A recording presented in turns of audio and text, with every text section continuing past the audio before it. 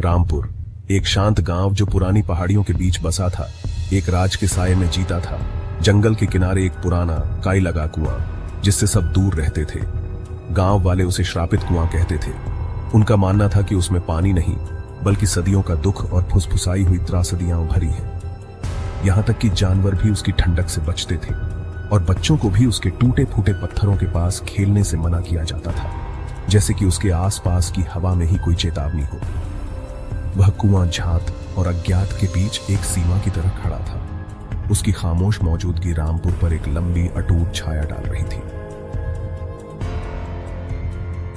इस डर के बीच अर्जुन रहता था, लेकिन उसके भीतर एक अलग ही आग जल रही थी। गांव के बाकी लोग जहां अंधविश्वास और डर के साये में जीते थे, वहीं अर्जुन के मन में सवालों की एक लंबी कतार थी।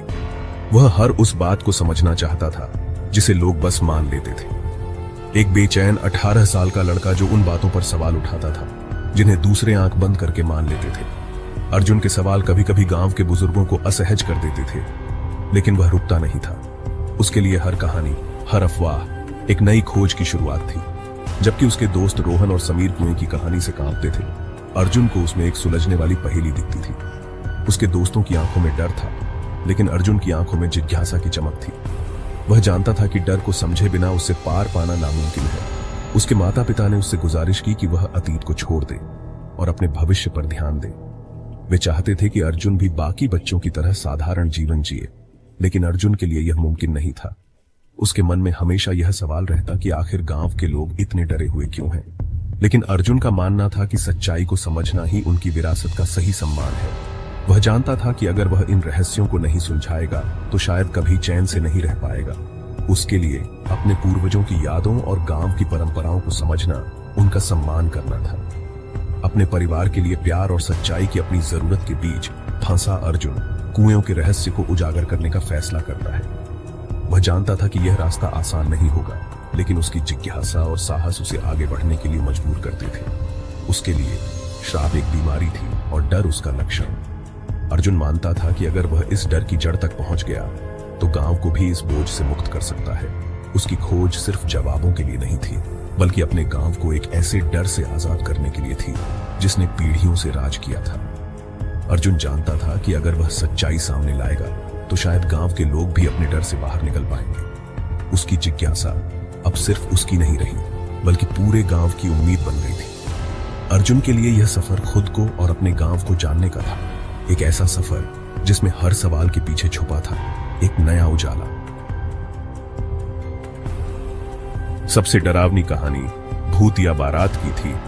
एक भूतिया शादी का जुलूस जो अमावस्या की रातों को कुएं से निकलता था। शहनाई और ढोल का दुखद संगीत किसी भी सुनने वाले की खुशी छीन लेता था, और जुलूस देखने का मतलब दुख से भरा जीवन था। ये कहानियां गांव वालों को घरों में बंद रखती थीं, एक ऐसे डर से लकवाग्रस्त जो उनके जीवन के हर पहलू को प्रभावित करता था। कुआं अछूत हो गया। उसकी कहानी हर फुसफुसाई चेतावनी और गायब आत्मा के साथ बढ़ती गई। एक अमावस्या की रात थी जब गांव के चारों ओर गहरा सन्नाटा छाया हुआ था। अर्जुन ने अपने दोस्तों रोहन और समीर को मनाया कि वे उसके साथ चले कुएं के पास, जहां गांव के बड़े बुजुर्गों ने जाने से मना किया था। तीनों लड़के झाड़ियों में छिपकर धड़कते दिलों के साथ उस पुराने कुएं की ओर टकटकी लगाए बैठे थे। हवा में एक अजीब सी बेचैनी थी, मानो रात खुद कोई रहस्य छुपा रही हो। अचानक पूरी दुनिया जैसे थम गई। दूर दूर तक कोई आवाज नहीं थी, न कुत्तों के भौंकने की, न झींगुरों की। तभी एक भयानक शहनाई की आवाज गूंज उठी, जो हवा में तैरती हुई आई। उसके बाद गूंजते हुए ढोल की आवाजें सुनाई देने लगी, मानो कोई अदृश्य बारात निकल रही हो। लड़कों के रोंगटे खड़े हो गए और वे एक दूसरे की ओर देखने लगे, जैसे यकीन न कर पा रहे हों कि ये सब सच है। तभी कुएं से एक हल्की नीली सी चमक उठी। उस रोशनी में धीरे धीरे आकृतियां उभरने लगी। शादी के कपड़ों में सजे धजे लोग, जिनके चेहरे पर गहरी उदासी थी। सबसे आगे एक दुखी दूल्हा भूतिया घोड़े पर सवार था।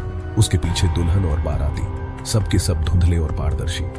ये नजारा इतना असली था कि लड़कों की सांसें थम गईं। वह भूतिया बारात कुएं से निकलकर चुपचाप जंगल की ओर तैरने लगी। उनके कपड़े हवा में लहराते थे और उनके चेहरे पर ऐसा दर्द था जैसे कोई अधूरी कहानी कह रहे हो। पेड़ों के बीच से गुजरते हुए वे आत्माएं एक दूसरे का हाथ थामे मौन में डूबी हुई थी। लड़कों को लगा जैसे वे किसी पुराने श्राप या अधूरी रस्म के गवाह बन रहे हैं। अर्जुन, रोहन और समीर डर और विस्मय से जड़ हो गए।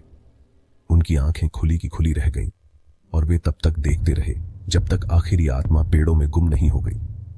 उस पल समय जैसे थम गया था। सिर्फ उनकी धड़कनों की आवाज सुनाई दे रही थी। उन्होंने अपनी आंखों के सामने एक ऐसी कहानी को जीवंत होते देखा था जो अब तक सिर्फ दादी नानी की कहानियों में सुनी थी, लेकिन यह कहानी किसी भी कल्पना से कहीं ज्यादा दुखद और असली थी। उनके चेहरों पर डर के साथ साथ गहरी सहानुभूति भी थी, उन आत्माओं के लिए जिनकी मुक्ति अधूरी रह गई थी। उस रात ने तीनों दोस्तों को भीतर तक हिला दिया। वे एक दूसरे के करीब आ गए। डर के साथ साथ अब उनके मन में उन आत्माओं के लिए दया और समझ भी थी। वे जानते थे कि उन्होंने कुछ ऐसा देखा है जो बहुत कम लोग देख पाते हैं, एक रहस्य, एक दर्द जो अब उनका भी हिस्सा बन गया था। अर्जुन के लिए यह अनुभव सिर्फ डरावना नहीं था, यह एक बुलावा था। उसने ठान लिया कि वह इस रहस्य की तह तक जाएगा और उन आत्माओं की अधूरी कहानी को समझेगा। उस रात डर के साथ साथ उसके भीतर एक नई जिज्ञासा और साहस भी जन्मा। अगली सुबह रामपुर में दहशत फैल गई क्योंकि भूतिया संगीत की कहानियां फैल गई। बड़ों ने घोषणा की कि श्राप और मजबूत हो रहा है, प्रार्थना करने और कुएं से, कड़ाई से दूर रहने का आग्रह किया। दैनिक जीवन थम सा गया, संदेह और डर हर घर में फैल गया। रोहन और समीर, जो उन्होंने देखा था उससे परेशान थे। उन्होंने अर्जुन से रुकने की भीख मांगी, लेकिन अर्जुन दूल्हे के दुख से प्रभावित होकर सच्चाई जानने और फंसी हुई आत्माओं की मदद करने के लिए पहले से ज्यादा दृढ़ था। अर्जुन ने अपने दोस्तों को जांच करने के लिए मनाया, रोमांच चाहने वाले के रूप में नहीं, बल्कि दुखद मृतकों के लिए न्याय चाहने वाले जासूसों के रूप में। गांव में हाल ही में घटी रहस्यमयी घटनाओं ने सभी को बेचैन कर दिया था और अर्जुन जानता था कि अगर कोई सच्चाई सामने ला सकता है तो वह और उसके दोस्त ही थे। उन्होंने एक दूसरे से वादा किया कि वे डर या सामाजिक दबाव के आगे नहीं झुकेंगे और हर हाल में सच का पता लगाएंगे। वे अब सिर्फ जिज्ञासु किशोर नहीं थे, बल्कि गांव के इतिहास को बदलने का साहस रखने वाले युवा बन चुके थे। उनके चेहरों पर गंभीरता और आंखों में दृढ़ निश्चय था। उन्होंने अपने अपने नोटपैड और कलम संभाली ताकि हर छोटी बड़ी बात को दर्ज कर सके। उन्होंने दिन के उजाले में जवाब खोजने पर सहमति व्यक्त की ताकि कोई भी डर या अंधविश्वास उनके रास्ते में न आए। सूरज की रोशनी में वे अपने गांव की गलियों से होते हुए एक एक सुराग की तलाश में निकल पड़े। उनकी पहली मंजिल थी गांव की सबसे पुरानी निवासी शांति देवी, जिनकी यादों में शायद वह राज छुपा था जिसे सब भूल जाना चाहते थे। शांति देवी के पास बैठकर बच्चों ने बड़े धैर्य से उनकी बातें सुनी, उनके हर शब्द को ध्यान से समझा। कई दिनों तक धैर्यपूर्वक सुनने के बाद जब बाकी गांव वाले थककर लौट जाते, ये बच्चे वहीं बैठे रहते। आखिरकार उनकी लगन रंग लाई। एक शाम शांति देवी ने धीरे धीरे एक लंबे समय से दबी हुई याद बताई। उनकी आवाज में कंपन था, मानो वह खुद भी उस कहानी से डरती हो। भूतिया बारात, उन्होंने फुसफुसाया। कभी एक असली शादी का जुलूस था, विक्रम जमींदार का बेटा और राधा एक गरीब गांव की लड़की। यह कहानी गांव में पीढ़ियों से कही जाती रही थी, लेकिन किसी ने उसकी सच्चाई जानने की कोशिश नहीं की थी। विक्रम और राधा का प्यार वर्ग की सीमाओं को तोड़ता था और उनकी शादी पूरे गांव के लिए एक मिसाल बन सकती थी। उनका प्यार वर्ग की सीमाओं को तोड़ता था, लेकिन समाज की बंदिशें और जमींदार की सत्ता आड़े आ गई। दोनों ने साथ जीने का सपना देखा था, लेकिन किस्मत ने कुछ और ही लिखा था। उनकी शादी की रात, जब पूरा गांव जश्न में डूबा था, राधा को कुएं में घसीटकर जमींदार ने अपनी शक्ति बचाने के लिए मार डाला।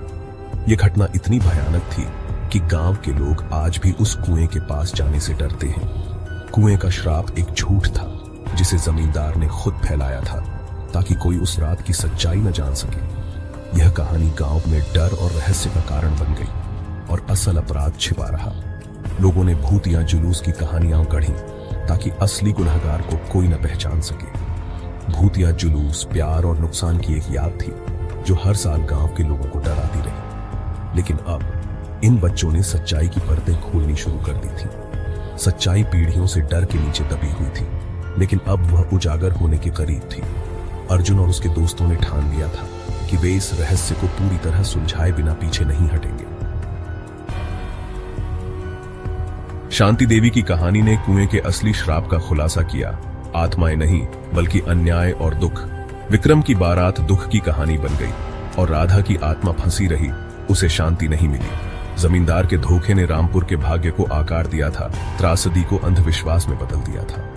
अब अर्जुन और उसके दोस्तों के पास इस चक्र को तोड़ने की कुंजी थी। अर्जुन ने बहादुरी से गांव की पंचायत के सामने सच्चाई पेश की, जिसका सामना उसे अविश्वास और गुस्से के रूप में करना पड़ा। उसने तर्क दिया कि आत्माएं बदला नहीं चाहती बल्कि शांति चाहती हैं। राधा के लिए एक उचित विदाई और विक्रम के लिए शांति। रोहन और समीर के समर्थन से उसने कुएं पर राधा के अंतिम संस्कार करने का प्रस्ताव रखा। गर्मागरम बहस के बाद गांव ने अर्जुन की योजना को आजमाने पर सहमति व्यक्त की। यह एक मोड़ था। डर की जगह यादें ले लेंगे और कुआं उपचार का स्थान बन जाएगा। गांव वाले अपने अतीत का सामना करने और आत्माओं को आजाद करने के लिए तैयार थे। गांव कुएं पर इकट्ठा हुआ, राधा के अंतिम संस्कार किए और एक प्रतीकात्मक दुल्हन की पालकी नदी में बहा दी। उस रात कोई भूतिया संगीत नहीं बजा। श्राप उठ गया था, जिसकी जगह शांति और उम्मीद ने ले ली थी। कुएं का नाम बदलकर राधा का कुआं रख दिया गया, जो याददाश्त का स्थान था, डर का नहीं। अर्जुन, रोहन और समीर को उनकी हिम्मत और दया के लिए सराहा गया। रामपुर ने सीखा कि सबसे बड़ा अंधेरा मानवीय क्रूरता से पैदा होता है, बेचैन आत्माओं से नहीं। कहानी बनी रही, लेकिन अब प्यार, न्याय और सच्चाई की शक्ति का एक सबक बन गई थी।